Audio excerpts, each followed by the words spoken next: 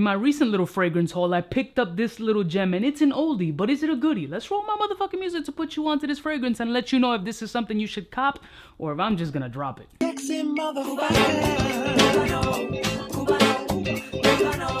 all alone in the middle of the river, yeah. There's some friends on the south side in case you cared. Out of all your friends, I wanna be Cuba.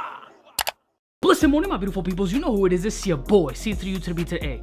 Now, this fragrance is by Alfred Dunhill. Now, the only Alfred Dunhill bottle that I've ever owned was the original Icon, and that was over 2 years ago. And I ended up trading it or selling it in a bundle. I don't know why, because I did like the fragrance, and the Icon line is pretty dope. This one is not part of the Icon line. This is part of the Desire line, because they have a few flankers, and the fragrance is none other than Dunhill Desire.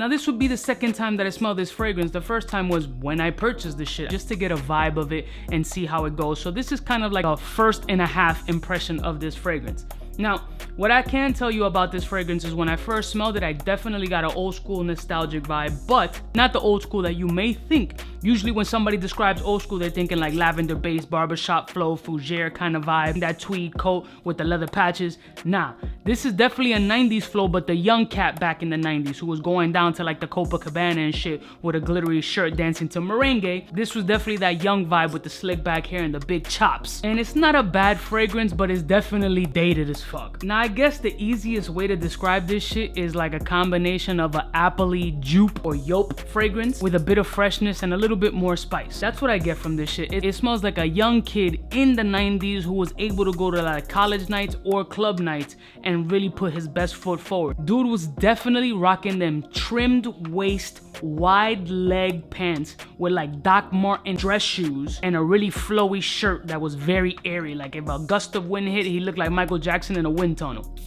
Now, so on skin, it definitely has an apple lavender vibe with a bunch of fucking spices, but it also has a little bit of a clawing, headachy kind of vibe that is a little bit fucking annoying. Definitely super generic. For me, a little bit sweet and dry. It's kind of like a cheap Sutter Home wine, or you definitely getting some boxed rosé type shit. Not to mention that when I first sprayed this shit on my skin, within a 2-hour mark that I was trying to see and feel it out on my skin, it was gone. Like, it wasn't doing anything on my skin. It literally just came out like a synthetic blast of apple, fruity, dryness, and a little bit of a yoke vibe, and then it just became nothing. You got musky, dry spices on the skin.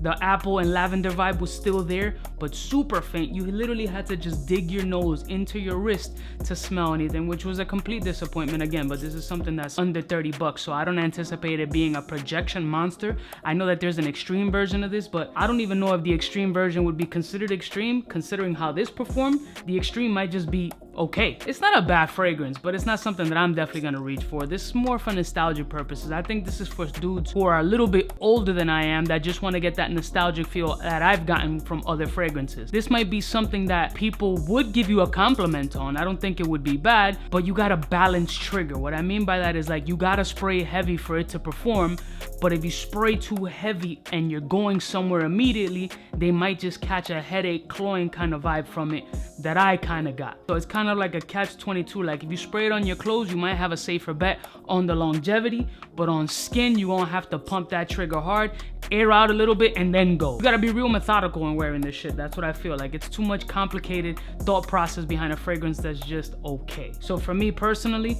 is this a ball sprayer? Nah, it's not a ball sprayer, which is sad because since I got it in a gift set, it came with a ball sprayer, fam. This was the perfect opportunity to just bathe my nuts in this shit.